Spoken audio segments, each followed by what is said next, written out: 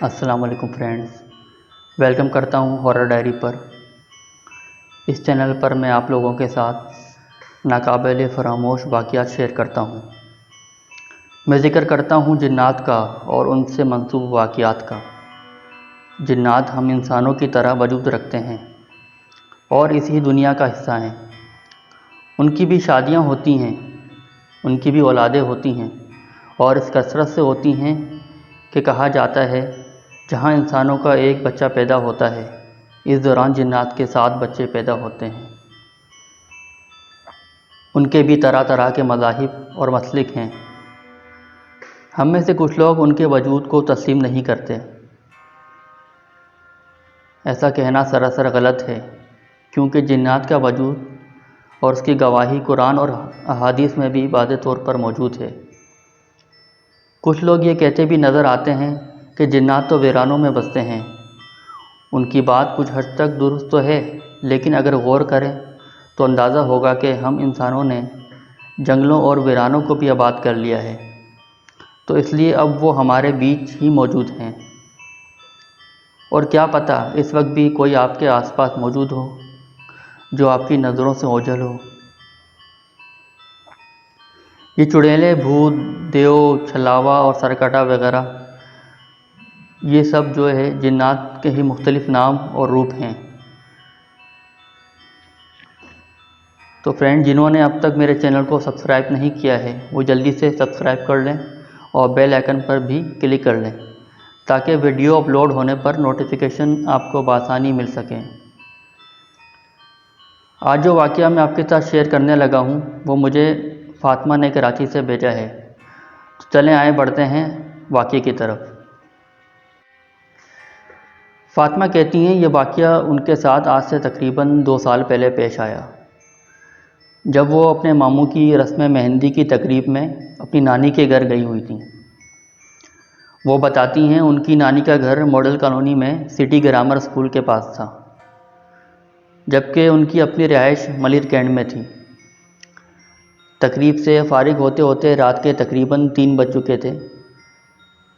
रात ज़्यादा हो जाने की वजह से वहाँ सब उन्हें मना कर रहे थे कि इतनी रात को वापस घर ना जाओ, लेकिन फ़ातिमा कहती हैं कि उन्हें ऑफ़िस जाना था, तो इस वजह से उनका वहाँ रुकना पॉसिबल ना था, तो इसलिए वो अपनी वालदा को लेकर अपने घर वापस जाने के लिए निकल पड़ी। वो बताती हैं काफ़ी देर इंतज़ार के बाद उन्हें आखिर ऑटो मिला। दोनों उसमें बैठ गईं। ऑटो वाला ने मेन रोड तक आने के लिए जो रास्ता अख्तियार किया, उस रास्ते पर मॉडल कॉलोनी कब्रिस्तान भी आता था। जब ऑटो वाला उन्हें उस गली से लेकर निकला तो रात के उस पहर वो गली काफ़ी सुनसान हो रही थी। कब्रिस्तान का एक गेट उस गली में भी था। वो बताती हैं कि जब ऑटो कब्रिस्तान के करीब पहुंचा तो उनकी नज़र एक औरत पे पड़ी जो कब्रिस्तान की एंट्रेंस पे खड़ी हुई थी। उसने लाल कलर का जोड़ा पहना हुआ था। उसका चेहरा वाज़े दिखाई नहीं दे रहा था। वो ऑटो से सिर्फ उसकी एक झलक ही देख पाई। वो बताती हैं जैसे ही ऑटो ने कब्रिस्तान का गेट क्रॉस किया तो उस औरत ने ऑटो के पीछे पीछे भागना शुरू कर दिया। जब फ़ातिमा और उनकी वालदा ने उसे पीछे भागते हुए देखा तो उन्हें यही लगा कि शायद वो कोई पागल औरत है। खैर, ऑटो की स्पीड ज़्यादा थी, इसलिए वो कहती हैं कि वो पीछे रह गई। जब कब्रिस्तान क्रॉस करके ऑटो वाला मेन रोड पर आया तो रोड की दूसरी तरफ भी एक कब्रिस्तान है। जब उनकी नज़र वहाँ पड़ी तो ये देखकर फ़ातिमा हैरान रह गई कि जो औरत ऑटो के पहले पीछे पीछे भाग रही थी वो दूसरे साइड पे जो कब्रिस्तान था वहाँ उस तरफ भी खड़ी हुई है। वो बताती हैं कि ये देखकर उनके रोंगटे खड़े हो गए और पूरे बदन में सनसनी सी फैल गई, क्योंकि इतनी जल्दी उस औरत का वहाँ पहुँच जाना कहीं से भी पॉसिबल नज़र नहीं आ रहा था। वो कहती हैं उन्होंने अपनी वालदा से इस बात का ज़िक्र किया, उस औरत के बारे में बताया, लेकिन क्योंकि उनकी वालदा को वो औरत नज़र नहीं आई तो इसलिए उन्होंने इस बात को उनका वहम करार दिया। फ़ातिमा ने भी दोबारा उस औरत को देखने की, ढूंढने की कोशिश की, लेकिन वो दोबारा उन्हें नज़र ना आई। तो ये देखकर वो कहती हैं उन्होंने सुकून का सांस लिया। ऑटो वाले ने आगे से यू टर्न लिया और मलिल कैंट जाने के लिए रोड के दूसरी तरफ आ गया। अभी सफ़र करते हुए तकरीबन 5 मिनट गुजरे होंगे कि वो औरत फिर से एक बार रोड के किनारे खड़ी नज़र आई। जब फातिमा उनकी वालदा ने ये देखा तो वो बहुत डर गईं। वो बताती हैं उन्होंने ऑटो वालों को ऑटो तेज़ चलाने के लिए कहा तो ऑटो वाला भी परेशान नज़र आ रहा था और कहने लगा कि वो ऑटो की स्पीड बढ़ाने की कोशिश कर रहा है, लेकिन ऐसा लग रहा है कि जैसे किसी ने ऑटो के टायर को पकड़ ले रखा है। ये सुनकर फातिमा और उनकी वालदा मज़ीद डर गईं और खौफ से कांपते हुए दुआएं वगैरह पढ़ने लगीं। जैसे ही ऑटो एक बार फिर से उस औरत के पास से गुजरा तो उस औरत ने ऑटो के साथ साथ भागना शुरू कर दिया। फातिमा बताती हैं कि अब सिचुएशन कुछ ऐसी थी कि वो औरत ऑटो के साथ साथ भागते हुए ऑटो के करीब आने की कोशिश में थी। उस औरत का देखते ही देखते कद जो है लंबा होता जा रहा था। ये देखकर उन्हें इस बात का यकीन हो गया था कि ये औरत यकीनन कोई चुड़ैल है जो उनके पीछे लग गई है। फातिमा बताती हैं कि खौफ से उनका और उनकी वालदा का बहुत बुरा हाल था और मुंह से आवाज़ तक नहीं निकल रही थी। उन्हें अपनी मौत साफ नज़र आ रही थी, लेकिन उनके मुकाबले में वो बताती हैं कि उनकी वालदा फिर भी थोड़ी हिम्मत और हौसले से काम ले रही थी और मुसलसल दुआएं और आयतुल कुर्सी वगैरह पढ़ रही थी, जबकि ऑटो वाला खुद बदहवासी का शिकार नज़र आ रहा था, लेकिन उसने जो है ऑटो रोकने की कोशिश नहीं की।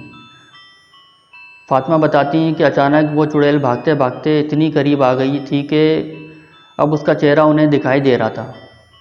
उसका चेहरा इतना भयानक था कि खौफ से उनकी चीख निकल गई। वो बताती हैं कि उसके चेहरे पे जगह जगह कट के निशान थे और उन कट से जैसे खून बह रहा था, जबकि उसकी ज़बान इतनी लंबी थी कि मुंह से बाहर को लटक रही थी और उनसे भी खून टपकता हुआ दिखाई दे रहा था।